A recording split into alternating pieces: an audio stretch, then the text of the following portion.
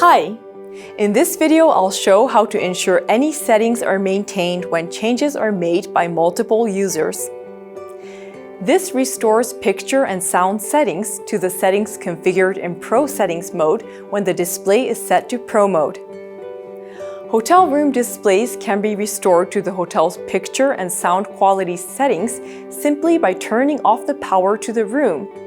This eliminates the need to manually restore each setting. In Pro Settings, select this function. Select Enable, Disable. Enable, which is the default, restores picture and sound settings to the settings configured in Pro Settings mode when the BRAVIA Professional Display is turned on in Pro mode. Disable.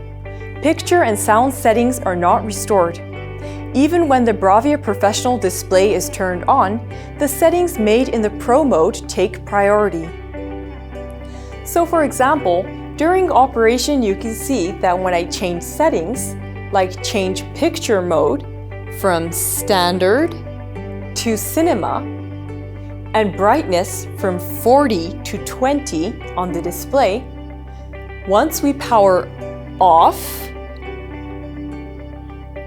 and on, the picture mode turns back to Standard and brightness turns to 40. These are the initial values set in Pro Settings.